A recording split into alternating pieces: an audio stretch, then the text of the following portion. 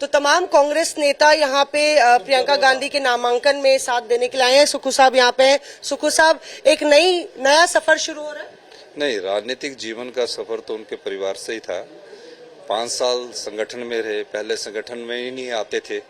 संगठन में 2019 में महामंत्री बने और उनको जब संगठन का काम का अनुभव हुआ तो उसके बाद इलेक्टोरल पॉलिटिक्स में आना जरूरी है और जनता की नब्ज को समझने के लिए वो वायनाड से आया। दूसरा प्यार भी था कि राहुल गांधी जी यहाँ से चुनाव लड़े थे, उनके भाई उनसे यहाँ से चुनाव लड़े थे, तो वो नहीं चाहते थे कि ये अब चुनाव 2 जगह से राहुल जी जीते, तो इस लोकसभा को मैं प्रतिनिधित्व करूं, इसलिए वो आए।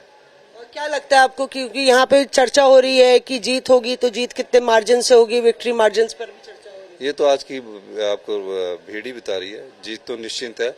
अब संख्या 23 तारीख को ज्यादा पता लगे, लेकिन अच्छे मार्जिन से जीत होगी।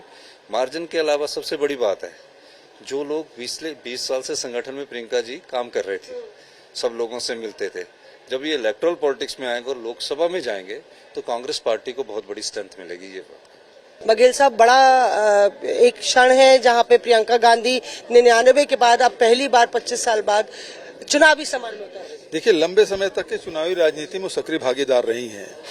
अपने पिताजी राजीव जी के चुनाव अभियान में, सोनिया जी के चुनाव अभियान में, राहुल जी के चुनाव अभियान में लगातार वो सक्रिय रही हैं। रायबरेली और अमेठी दोनों का संचालन उन्हें करती रही हैं और उसके बाद फिर महामंत्री भी बनी और सबकी इच्छा थी कि वो चुनाव लड़े, लोकसभा में पहुंचे, आधी आबादी का प्रतिनिधित्व वो करे, लोकसभा में आवाज बुलंद हो। तो वो एक ऐतिहासिक क्षण है आज का। बीजेपी आरोप लगा रही है कि सेफ सीट चुनी गई, जो सीट खाली भी उसी में से लड़ेंगे। वो जीतना तय है। वो जनरल इलेक्शन लड़ सकती थी, लेकिन उन्होंने उस समय चुनाव संचालन को उन्होंने जोर दिया, संगठन को जोर दिया। अब चूंकि एक सीट खाली है और उसके बाद प्रियंका जी लड़ रही हैं। ठीक था, अच्छा है, खुशी है, इससे ज्यादा। ओके, आज चुनावी सफर शुरू हो रहा है प्रियंका गांधी जी का दक्षिण से, तो एक बड़ा मैसेज जीतेंगे, आएंगे, फिर पार्लियामेंट में देखेंगे आप उनका परफॉर्मेंस और कैसा वो आपके तरफ से लड़ेगी, ये सब आपको मालूम हो जाए। कांग्रेस कार्यकर्ता भी खुश है इससे। आपको नहीं दिख रहा है, इतने धूप में हजारों खड़े थे, तो उससे ज्यादा और क्या।